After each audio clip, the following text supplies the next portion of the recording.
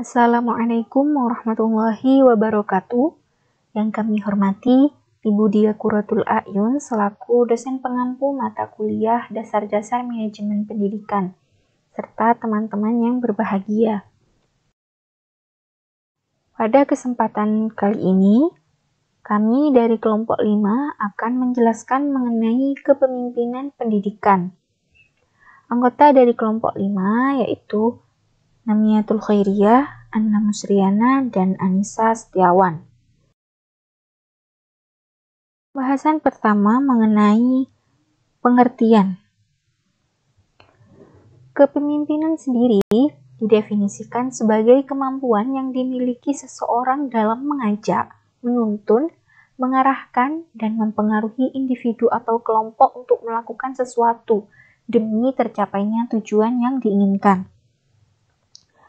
Dari pengertian tersebut dapat disimpulkan bahwa kepemimpinan pendidikan merupakan kemampuan yang dimiliki seseorang untuk mempengaruhi serta mengatur pergerakan dan pelaksanaan pendidikan sehingga tujuan pendidikan dapat tercapai secara efektif dan efisien.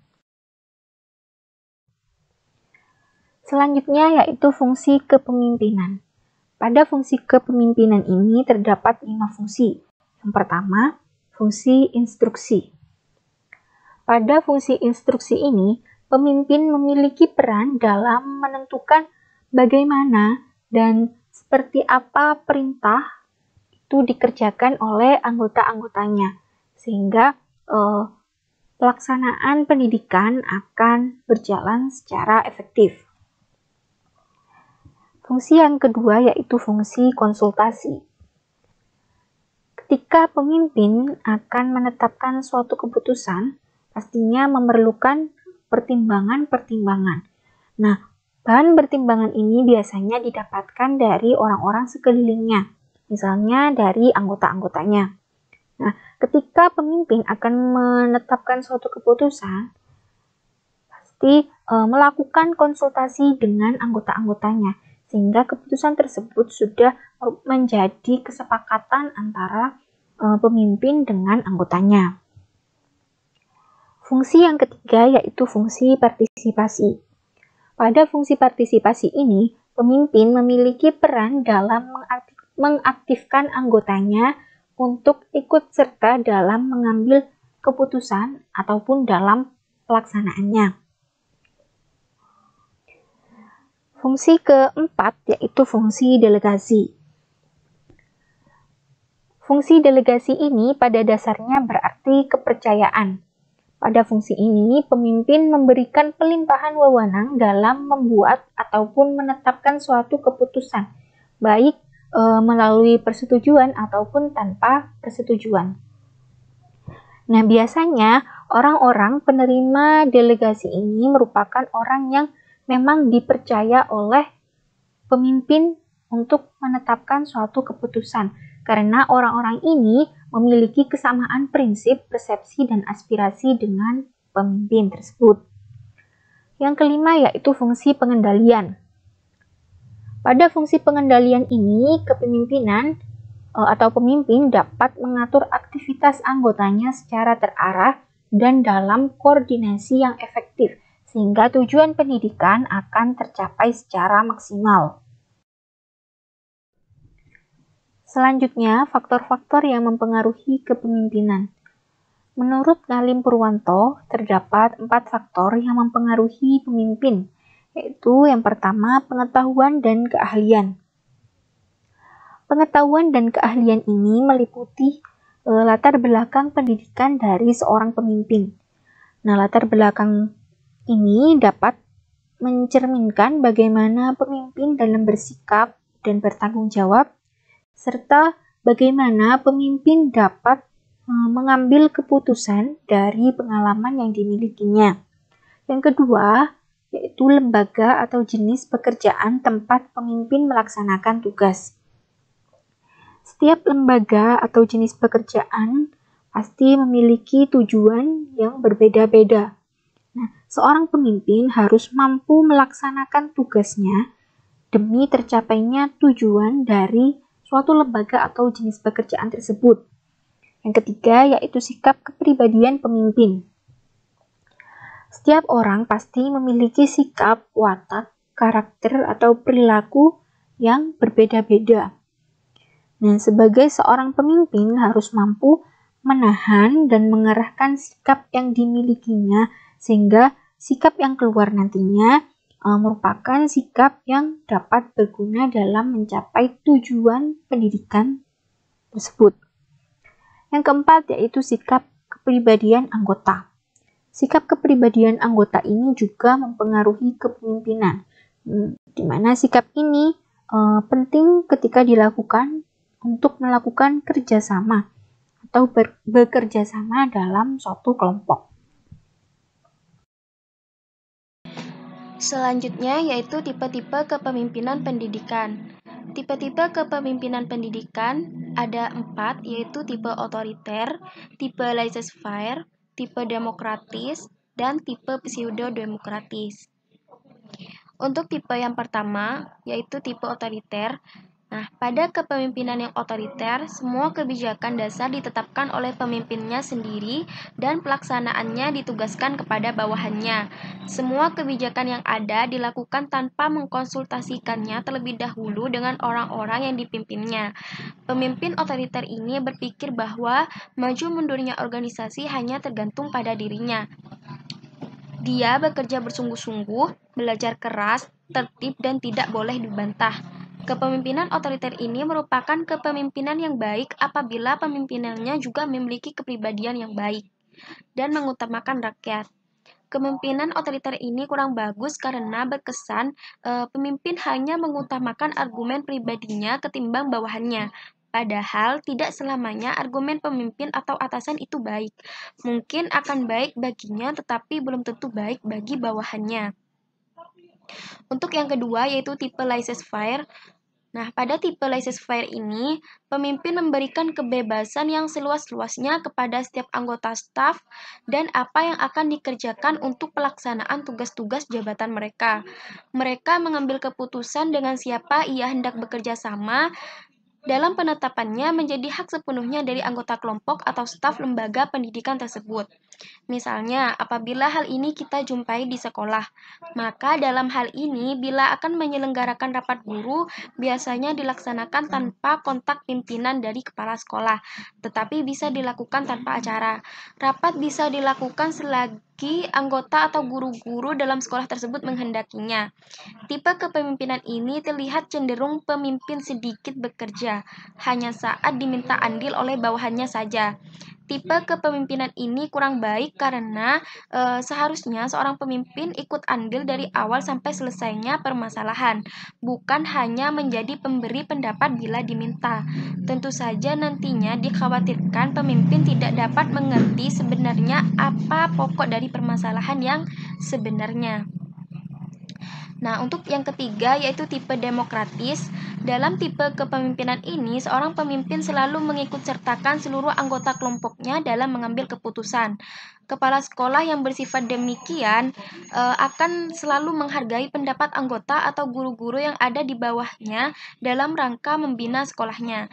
Tipe demokratis ini dinilai amat baik karena hasil keputusannya diambil dari kata mufakat, hasil musyawarah bersama-sama, menyatukan pemikiran pemerintah atau atasan, juga masyarakat atau bawahan. Atau jika di sekolah, maka kepala sekolah dan guru-guru yang bermufakat. Tipe selanjutnya yaitu tipe pseudo-demokratis.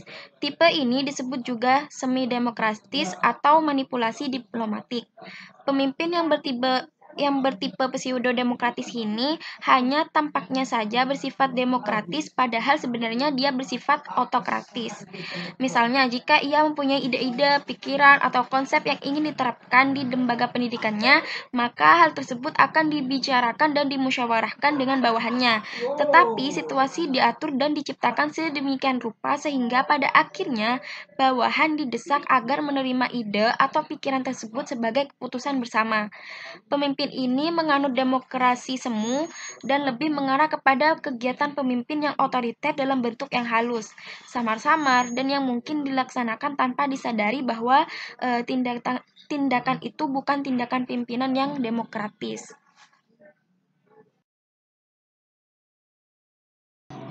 Selanjutnya, syarat-syarat kepemimpinan pendidikan. Nah, syarat-syarat kepemimpinan pendidikan ini ada 6, yaitu yang pertama, bersifat suka menolong, yang kedua, rendah hati, yang ketiga, percaya kepada diri sendiri, yang keempat, sabar dan memiliki kestabilan emosi, yang kelima, keahlian dalam jabatan, dan yang keenam, jujur, adil, dan dapat dipercaya. Baik, selanjutnya yaitu keterampilan yang harus dimiliki oleh pemimpin pendidikan. Poin yang pertama yaitu keterampilan dalam memimpin. Pastinya seorang pemimpin harus memiliki keterampilan dalam memimpin. Keterampilan di sini diartikan sebagai cara memimpin dalam memimpin, yaitu dengan tahu bagaimana menyusun rencana awal dengan kelompok, bagaimana menciptakan lingkungan yang nyaman, cara mengorganisasikan kelompok dalam bekerja, dan kemudian membantu kelompok tentang permasalahan pekerjaan.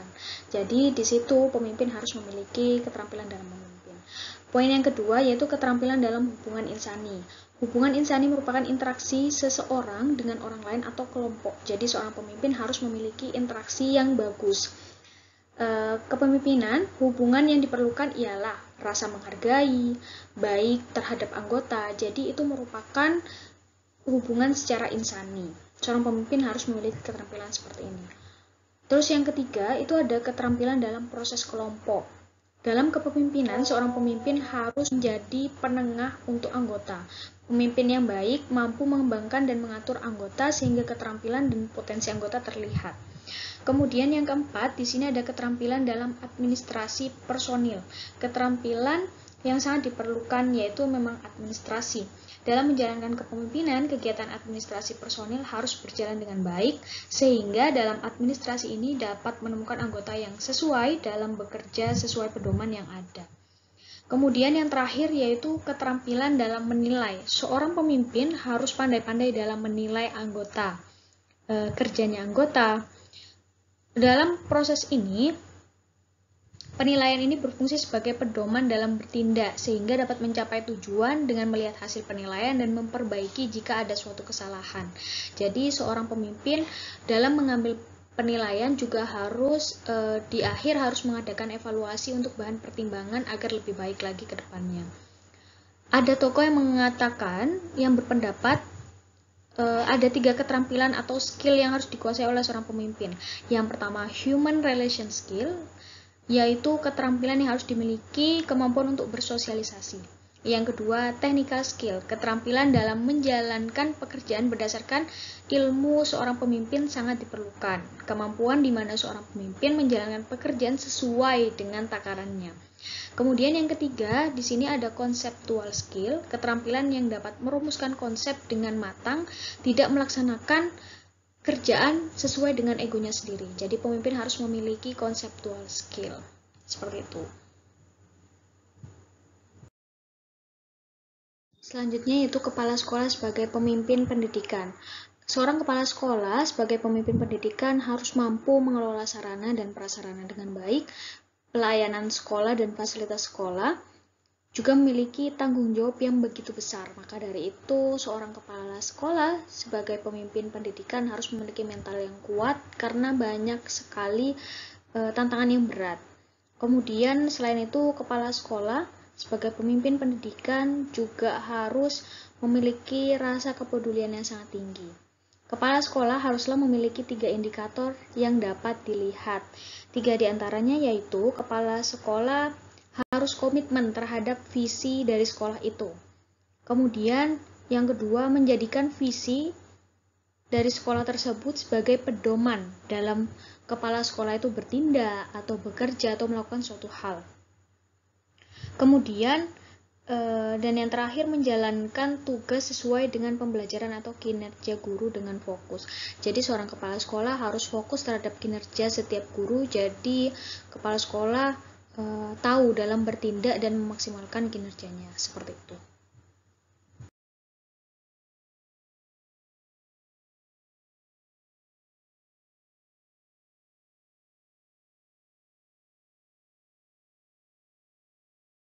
Sekian presentasi dari kelompok 5, kurang lebihnya kami mohon maaf. Semoga ilmu yang kami sampaikan bermanfaat untuk teman-teman sekalian. Wassalamualaikum warahmatullahi wabarakatuh.